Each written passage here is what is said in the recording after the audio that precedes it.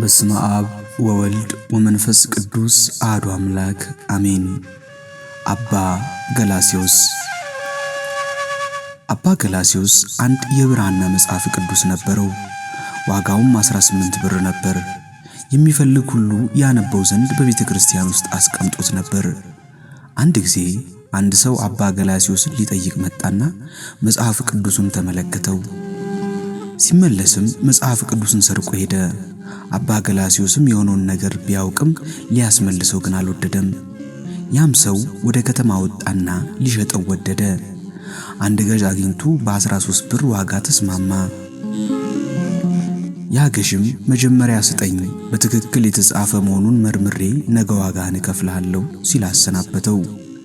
ገዥውም መጽሐፍ ቅዱሱን ይዞ ወደ አባ ገላስዮስ መጣና አንድ ሰው በ13 ብር ይህን መጽሐፍ ሊሸጥልኝ ተስማማ፣ ልግዛውን ሲል ጠየቀው። አባ ገላስዮስም አዎ ርካሽ ነው፣ መጽሐፉም ጥሩ ነው፣ ግዛው አለው። ወደ ሻጩ መጣና መጽሐፉን ለአባ ገላስዮስ አሳየውት። እርሱም ዋጋው ውድ ነው፣ መጽሐፉ ያንን ያህል አይወጣም አለኝ ብሎ ተናገረው። በዚህ ጊዜ ሻጩ ሌላ ምንም አላለህም ሲል ጠየቀው። ምንም አላለኝም ሲል መለሰለት። በዚህ ጊዜ ሻጩ ሊሸጠው አልፈልግም አለና ልቡ ተነክቶ በጸጸት ወደ አባ ገላስዮስ አመራ።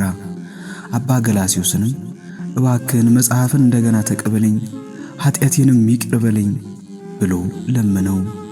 አባ ግን እሺ አላለውም። ያም ሰው መጽሐፍን ካልወሰድክ በሰላም መኖር አልችልም አለው።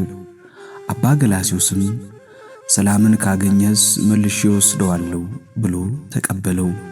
ያም ሰው ንስሐ ገብቶ እስከ ዕለተ ሞቱ አባ ገላስዮስን አገለግለው። ወስብሐት ለእግዚአብሔር።